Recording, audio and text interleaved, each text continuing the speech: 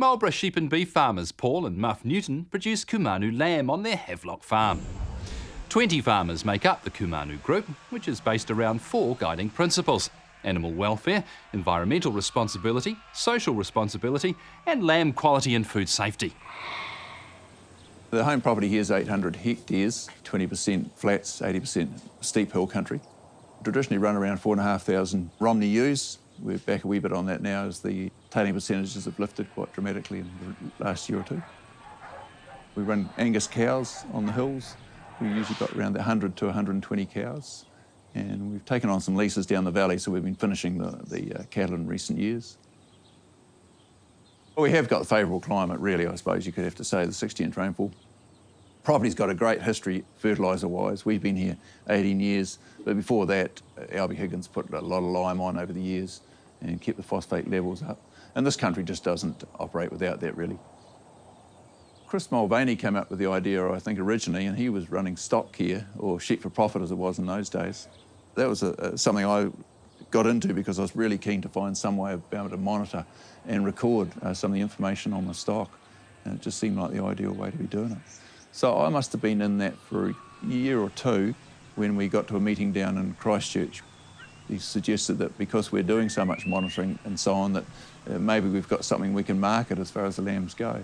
Well, the bottom line for me, and I guess it's for the others that got involved, is really we just want to make more money from our lambs. 3 seasons now we've been killing them, and it's been with Ansco.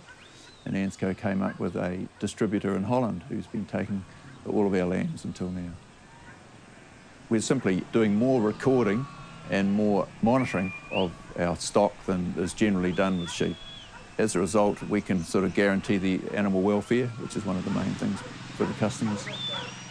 And the other thing is we've got the quite a lot of protocols with the lambs as far as how we treat them and what they've got to be eating, and things like how many times they've got to go through the yards before they actually go on the truck. And all this is related to the taste side of the whole thing, so we produce a good product.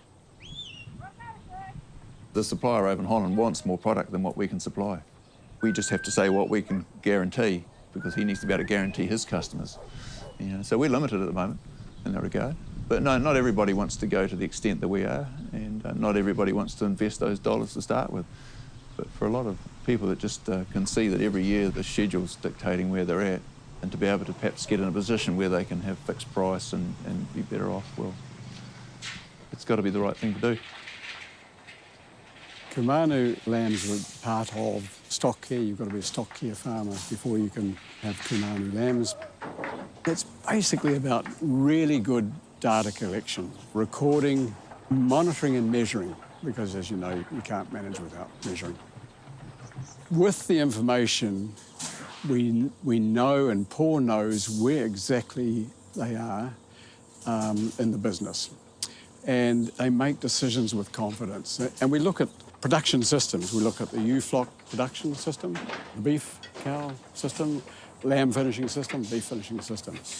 We do benchmarking with other properties, and then we analyse annual results. We can see what's happening from year to year on the property. You ask most farmers, you know, how do you judge your performance? It's often scanning percentage or lambing percentage, but really you don't sell a lambing percentage, you sell kilograms of lamb or kilograms of calf, and we are measuring that, and then we look at the drivers for that. If we find that we're not up to scratch, we're not meeting the targets we've met, because we've got so much data, we can look back and see what's gone wrong. And we'll put in place a plan for the next year to make sure it doesn't happen again. It's not an awful lot of extra work. It's a little bit they do when they're doing everything else. At no time does he have to get them in to condition, score or weigh just for that. There are set times.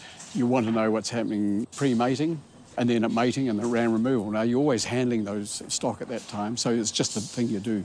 Yeah, it may add an hour or two to those days, but the information that they glean from it is just huge. The value is, with stock care, we were showing a huge improvement in performance on a lot of these properties, but at the end of the day, they weren't making any more money out of their lambs. So the Kumanu thing was a spin-off from that to add value to the final product.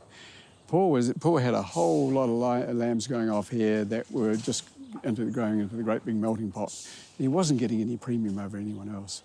Now he is, and that gives him a real kick, I think. Early on, when the committee got together, it was decided that there'd be sort of 4 legs to the table.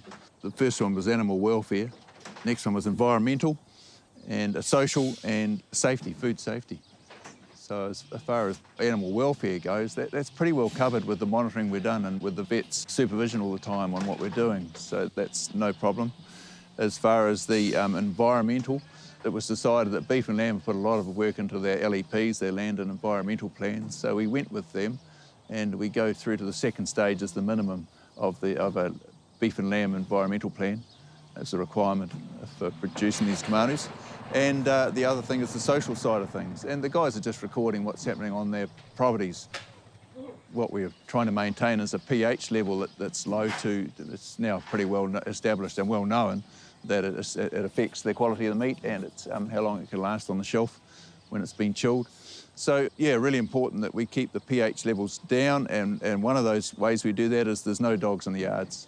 And it applies to ANZCO as well. I mean, when the trucks come into ANZCO, they're not even allowed to take their dogs into the actual the works. So it's well known that it's only going to upset things more.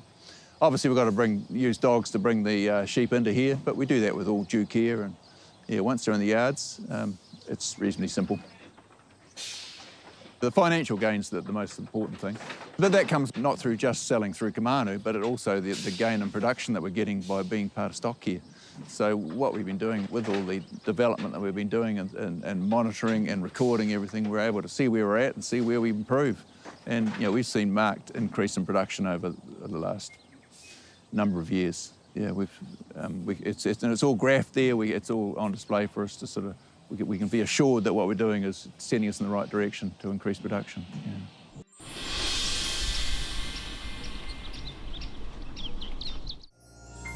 This program was made with funding from New Zealand On Air.